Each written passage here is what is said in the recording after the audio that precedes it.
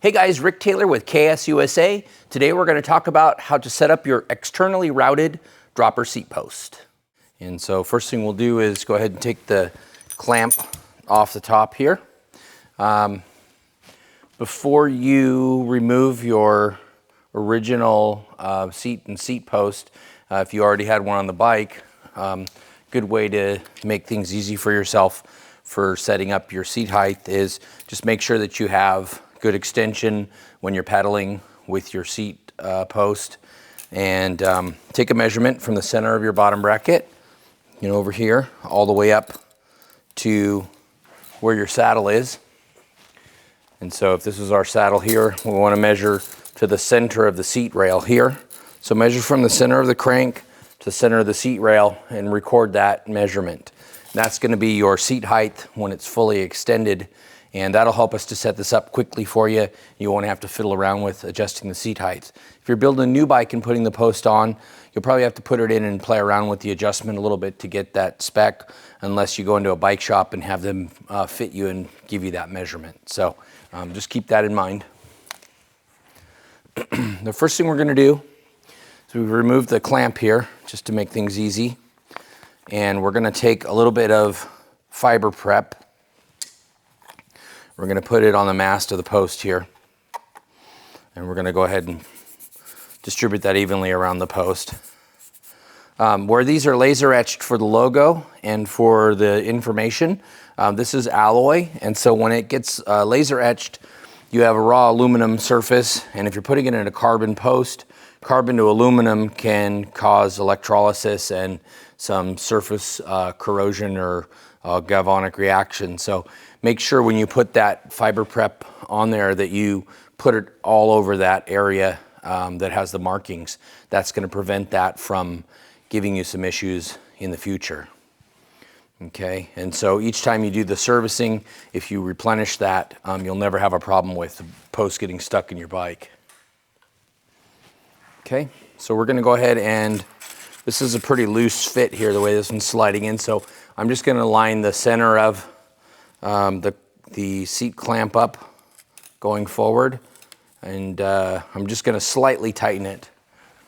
Now what I'll do is I'll take my lower clamp, put it on. So that's going to tell me where that seat rail is going to sit, and I'll take and measure from the center of my crank back up, and that measurement we took earlier, we'll just make sure that we adjust the seat post to that height.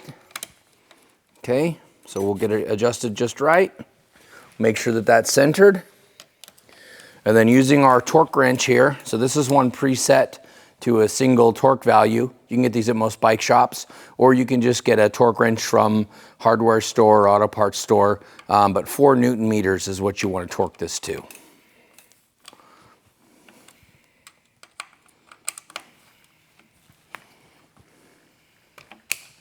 And you'll hear it click there when we hit the right torque value. Okay, so the next thing we're going to do is we're going to go ahead and install our saddle. Little trick that I'll share with you is you want to take a little bit of grease, put some grease here on the cradle, just where the metal to metal touches. Okay, put a little bit of grease on the head of the bolts and on the threads.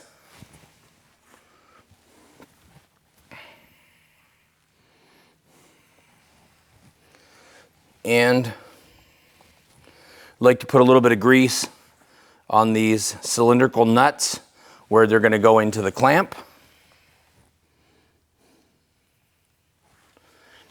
Okay.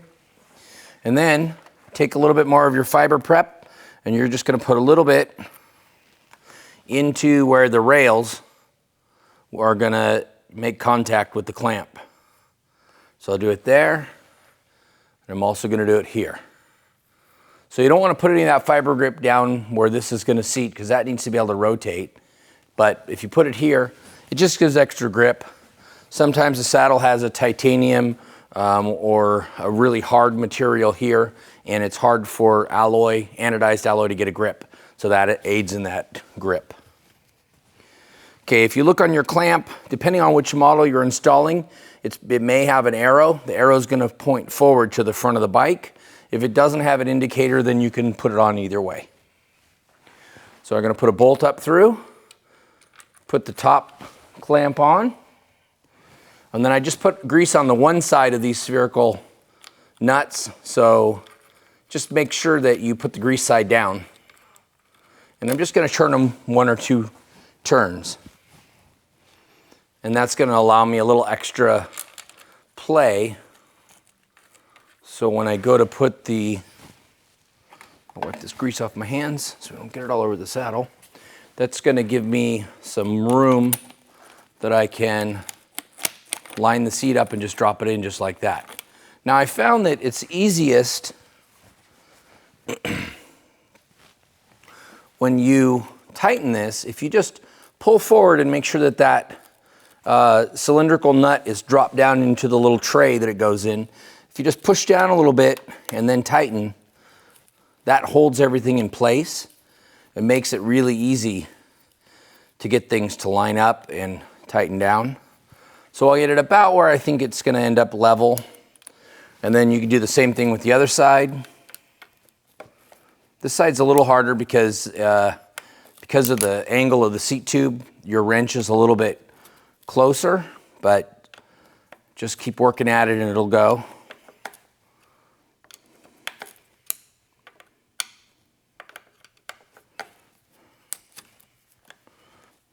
Okay, when I get close to being tight, I want to kind of wiggle it around a little bit. That's going to seat the clamp in, make sure everything settles into its correct position.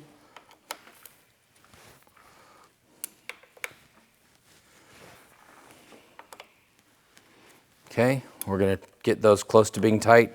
Now at this point, I would take the bike out of the stand, set it on the ground, and check your seat angle. That way you're in the position the bike's going to be at on the ground, and you can get the seat to the angle that you like it. The other thing you want to pay attention of is most saddle manufacturers have limit lines on the clamp. Make sure that you've clamped your clamp within those limit lines to avoid damaging your seat rail.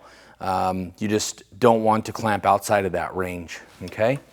So once we've determined that this is correct and level, we want to use a good quality torque wrench to tighten down the clamps.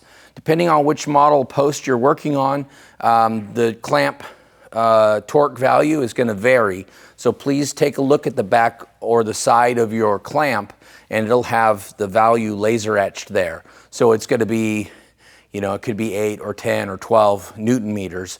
The really important thing here is that you tighten both of these equally. If you tighten them unevenly, your saddle will have a tendency to want to slip one way or the other, and then it loosens up on a ride, and that's no fun. So just make sure you use your torque wrench. Okay, get it in there, and you're going to torque both to value, and then you're good to go there. Next thing we're going to talk about is installing your cable itself. And so you'll want to route the cable on your bike in a clean position. There's a few companies that do make stick-on cable guides, and those are a good idea. Just keeps things tight and clean and out of the way. Check your local bike shop and you can get a hold of those. You can always use zip ties around the frame, just not quite as clean, and you risk marring or damaging the finish where those ties are wrapped, especially on a mountain bike where you got dust and grit going on. So once you get your cable routed, the one thing that I will tell you is if you were to take your top tube and divide it in thirds, do not clamp your cable any closer than about the first third so that you get a gradual curve here. You don't want a really tight bend because the tight bend can cause the cable to stick or bind up. So just keep a gradual bend there. And so what we're going to do now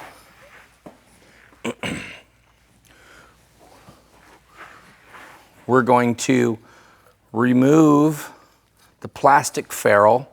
And if your cable was supplied with it, you can pull it off. And we're going to put on the alloy ferrule, which is the barbed ferrule. So the barbed ferrule, its job, when we get this all done, is going to be to poke into the bottom of the cap and hold it in place. So we'll talk about that in a minute, and it's important that you use this and not this.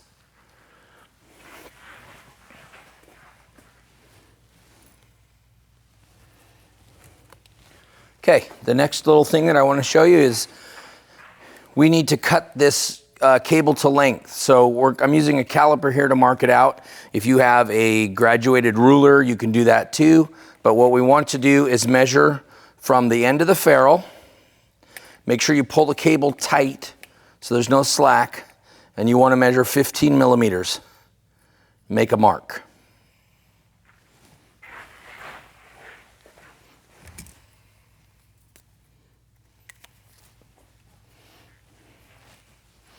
Okay, we're going to take our cutters. We're going to cut that right at 15 millimeters.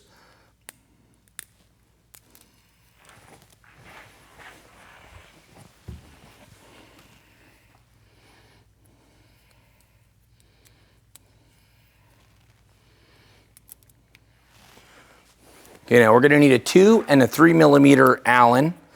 And what we're going to do is we're going to twist that cable back together.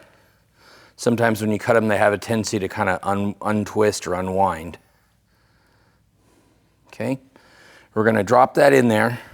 And what we want to do is we want to slide this in, and you're going to compress it until the tip of the cable is just flush with the inside here.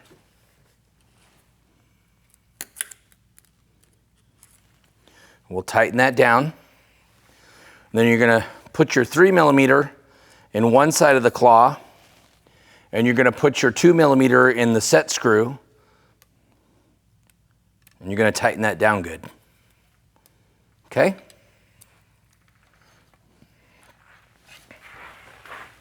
Now, I'm going to take a little bit of that grease. I'm going to put a little bit of grease on the back of this.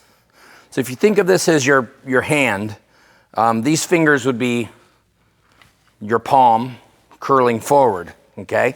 So we want that to go behind the barrel coupler inside there, okay? So it's doing this and it's grabbing the barrel like this.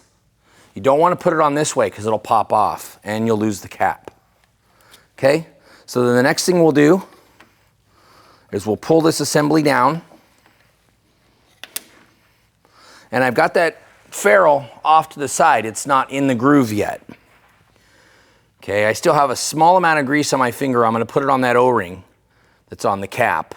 And if you look at your cap, there's a tab sticking out. That lines up with the K at the top. That's the top portion.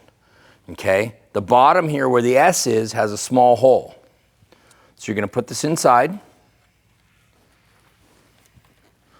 We're going to let that barbed ferrule angle back up and just push it in. Okay, now you can see that locks your cap in and the cap can't fall out. Okay, so you guys are ready to go? Take it out for a ride.